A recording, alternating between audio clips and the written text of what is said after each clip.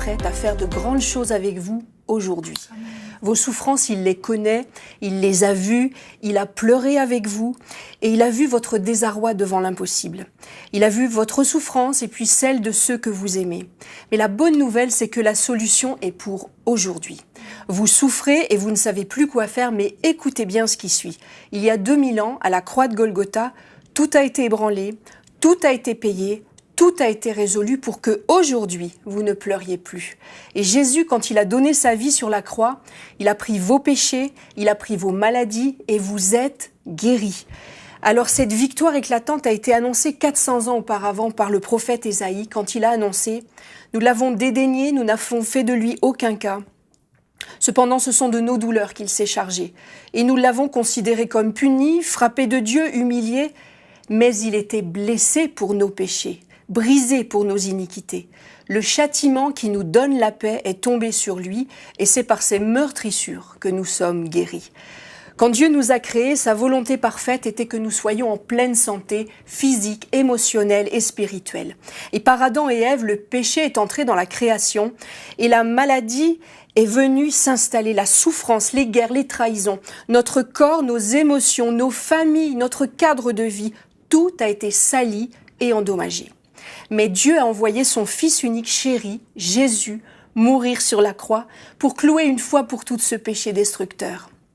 Le miracle de la croix, c'est pour nous et vous maintenant. Ce que disent les médecins, les analyses, les scanners, ce ne sont que des constats, pas des solutions. La solution est en Jésus. Ne donnez pas plus de crédit au verdict des médecins qu'à la parole de Dieu. Elle dit que par ses meurtrissures, vous êtes guéris. Les médecins ont peut-être constaté, mais maintenant, Dieu vous rétablit. Leur diagnostic, c'est certainement le reflet d'une certaine réalité, mais ce n'est certainement pas un verdict définitif. Le psaume 46, 11 dit « Arrêtez et sachez que je suis Dieu. Maintenant, il va vous falloir aller chercher ce qui vous a été promis. Alors, arrêtez de vous lamenter et faites comme le prophète Jérémie. Décidez que vos lamentations s'arrêtent aujourd'hui. » Dans le livre des Lamentations, chapitre 3, verset 19, il dit « Quand je pense à ma misère, à l'absinthe et au poison, quand mon âme s'en souvient, elle est abattue au-dedans de moi. Voici ce que je repasserai dans mon cœur, ce qui me donnera de l'espérance. Les bontés de l'Éternel ne sont pas épuisées, ses compassions ne sont pas à leur terme, elles se renouvellent chaque matin. Et ce matin, elles se renouvellent pour vous. Oh, que ta fidélité est grande! L'Éternel est mon partage, c'est pourquoi je décide de m'attendre à lui. La décision est entre vos mains et l'action est entre les mains de Dieu.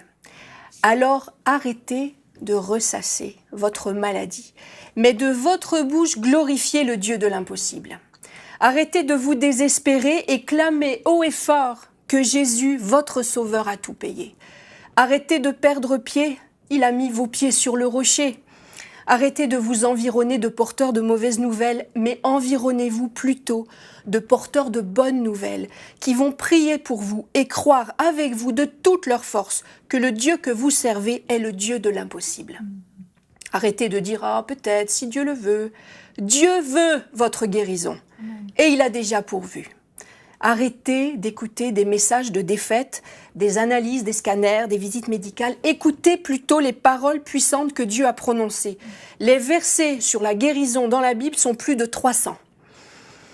Écoutez le Seigneur vous dire aujourd'hui, je connais les projets que j'ai formés sur toi, des projets de paix et non de malheur afin de te donner un avenir et une espérance. Tu me prieras et je t'exaucerai. Non, l'histoire n'est pas terminée et le diagnostic n'est pas un verdict. Jésus a tout fait pour que vous soyez en bonne santé, alors venez chercher votre héritage.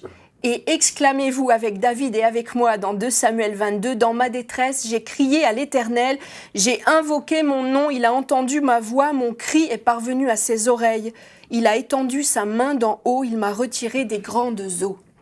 L'Éternel m'a mis au large, il m'a sauvé parce qu'il m'aime. » Oui, Jésus a guéri et il guérira encore et c'est pour vous aujourd'hui. Retrouvez la suite de ce programme dans l'émission Bonjour chez vous sur EMCI TV.